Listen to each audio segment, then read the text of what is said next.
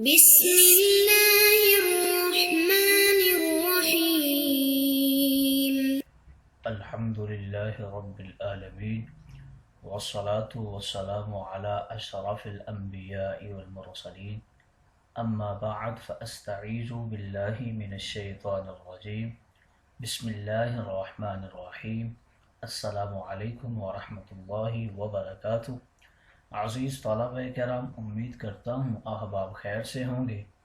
انشاءاللہ آج ہم تفسیر جلالین کے درس نمبر 433 میں سپارہ نمبر 10 سے سورہ توبہ کی منتخب کردہ آیت 62 کو پڑھنے کی سعادت حاصل کریں گے، جس میں کلام باری تعالیٰ و کلام مفسر کا ترجمہ ہوگا۔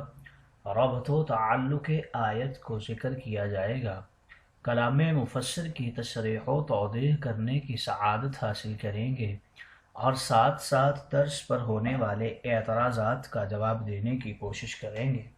تو آئیے طلبہ کرام بلا تاخیر بڑھتے ہیں اپنے آج کے درس کی طرف۔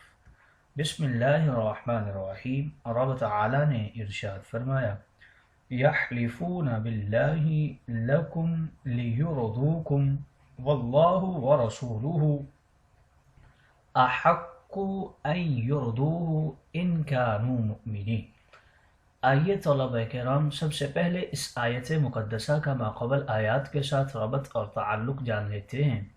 علماء و مفسرین کرام فرماتے ہیں کہ ان آیت مقدسہ کا ماقبل آیات کے ساتھ پہلا تعلق کچھ یوں ہے کہ پچھلی آیات میں ارشاد ہوا کہ منافقین اپنی مجلسوں میں حضور اکرم کی گستاخیاں کیا کرتے تھے۔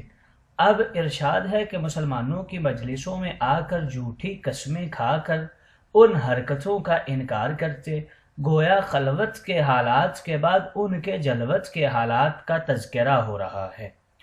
دوسرا تعلق یوں ذکر کرتے ہیں کہ پچھلی آیات میں منافقین کی بدعقیدگی بیان ہوئی کہ وہ حضور انور کو بے خبر اور آپ کو بے فیض سمجھتے ہیں۔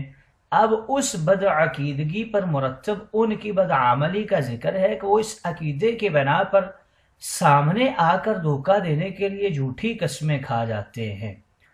تیسرا تعلق کچھ یوں ذکر کر رہے ہیں کہ پچھلی آیات سے معلوم ہوا کہ منافقین کے دل میں اللہ کا خوف نہیں ہے۔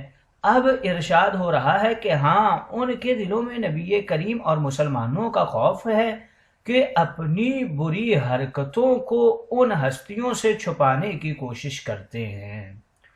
آئیے طلبہ کرام ربط و تعلق آیات کے بعد بڑھتے ہیں شان نزول کی طرف۔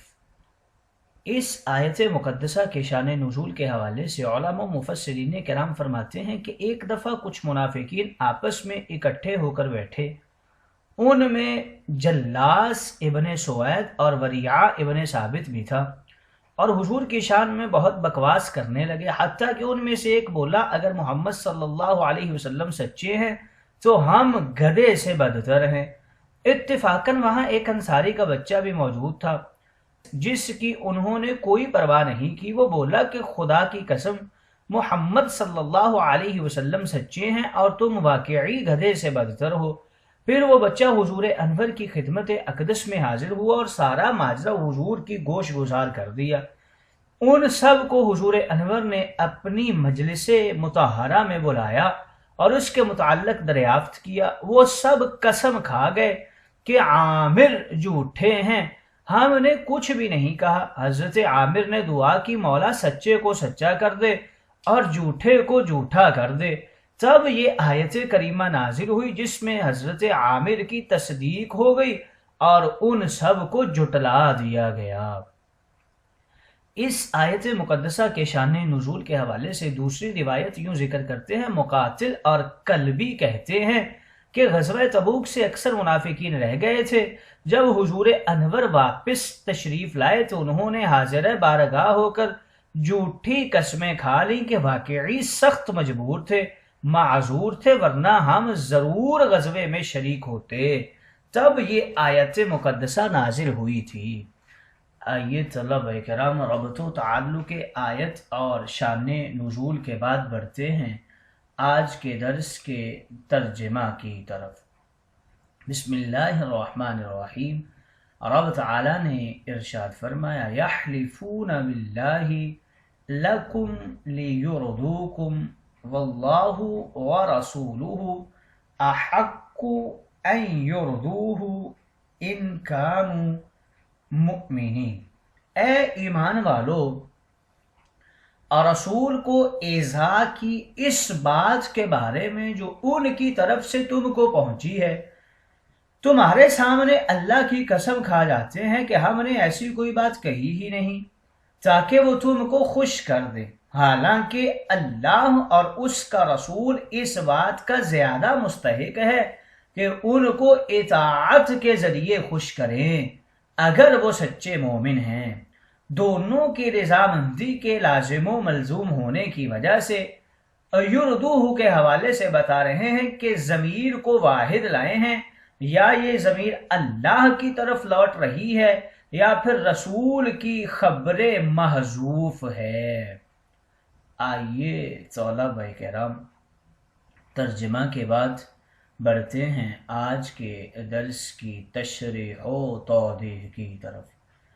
یحلفون باللہ لکم، یحلفون کے حوالے سے بتا رہے ہیں کہ یہ حلفن سے بنا ہے، اور حلف، یمین اور قسم سب تقریباً ہم معنی ہی ہیں، مگر عموماً حلف اس قسم کو کہا جاتا ہے جو کسی کو مطمئن کرنے کے لیے کھائی جائے، یمین وہ قسم ہوتی ہے جو بات کو پختہ کرنے کے لیے کھائی جائے، اور قسم دونوں کو عام ہے۔ کبھی قسم اس چیز کی عظمت کو ظاہر کرنے کے لیے کھائی جاتی ہے جس کی قسم ارشاد ہو، جیسے والتین والزیتون۔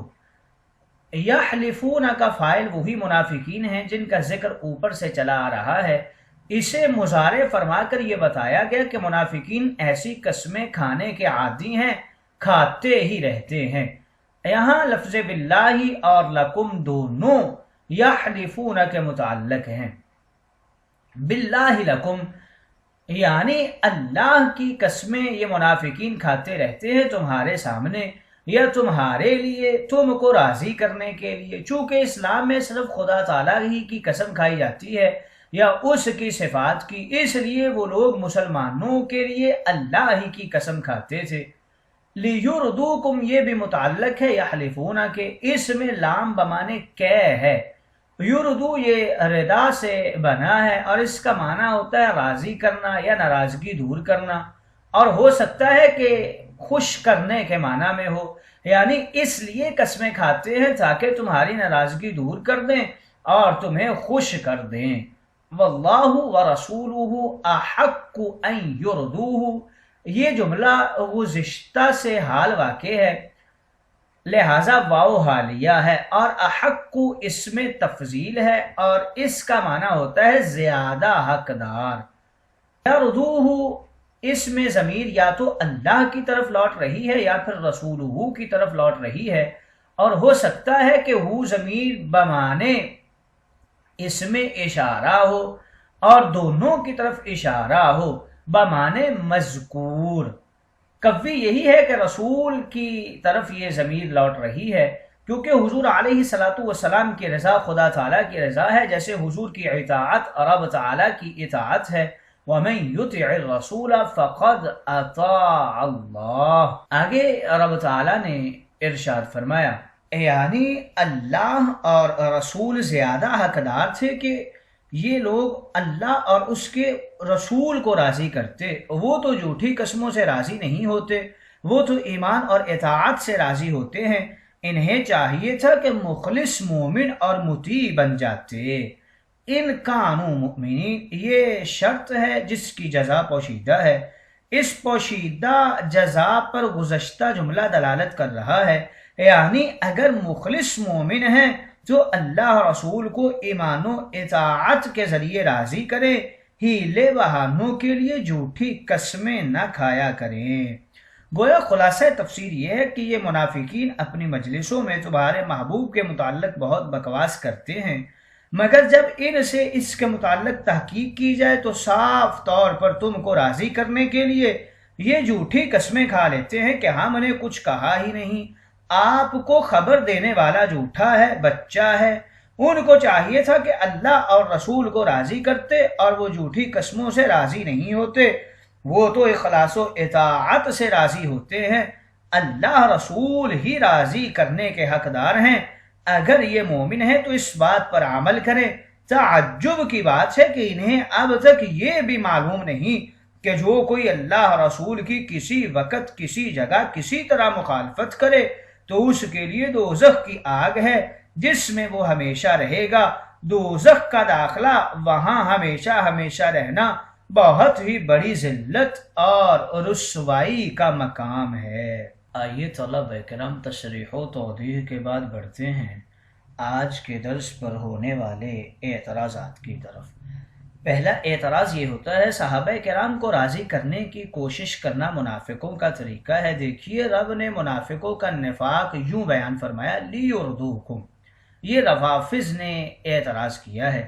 اس کا جواب یہ دیتے ہیں کہ حضرات صحابہ کو جھوٹی قسمیں کھا کر دھوکہ دینا منافقوں کا طریقہ ہے۔ یہاں یہ فرمایا گیا ہے یحلفون باللہ، اخلاص و محبت سے انہیں راضی کرنا رسول اللہ کی رضا کا ذریعہ ہے، اور حضور کی رضا در حقیقت رب تعالی کی رضا ہے۔ دوسرا اعتراض آج کے درس کے اوپر یہ ہوتا ہے اللہ رسول کے لیے ضمیر واحد کیوں لائی گئی؟ لیردوہ، چاہیے تھا لیردوہما ذکر کرتے۔ اس کا جواب یہ دیتے ہیں یہ ضمیر واحد اس لیے ذکر کی ہے تاکہ معلوم ہو جائے حضور کی رضا در حقیقت رب تعالیٰ کی رضا ہے۔ یوں ہی اللہ کی رضا کی ضمن میں تاجدار انبیاء کی رضا ہے۔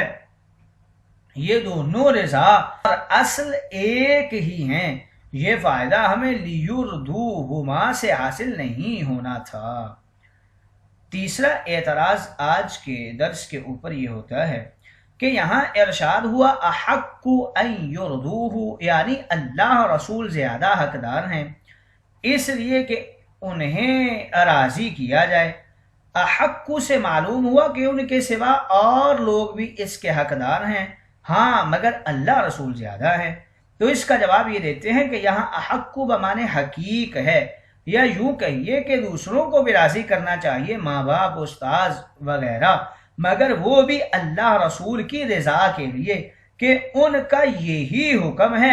اصل رضا اللہ رسول کی ہے، دوسروں کی رضا فرع ہے، لہذا احق اس میں تفضیل ماننا بھی درست ہو جائے گا۔ چوتھا اعتراض آج کے درس کے اوپر یہ ہوتا ہے کہ اس آیت کریمہ سے معلوم ہوا صرف اللہ رسول کے مخالفین ہی دوزخ میں جائیں گے، تو کیا مسلمان اگرچہ کیسا ہے گناہ گار ہو دوزخ میں نہیں جائے گا؟ اس سے تو مسلمانوں کو گناہ پر دلیری ہوگی۔ اس کا جواب یہ دیتے ہیں کہ دوزخ میں جانا اور ہے مگر دوزخ کا اس کے لیے ہونا اور ہے، وہاں رہنا کچھ اور ہے۔ دوزخ بنی ہے کفار کے لیے مگر گنہگار مسلمان، ان کے اگر کام درست نہ ہوئے تو وہ بھی جہنم میں کچھ دن ضرور رہیں گے، لیکن دائمی جو داخلہ ہے جہنم میں وہ کافروں کے لیے ہی ہوگا۔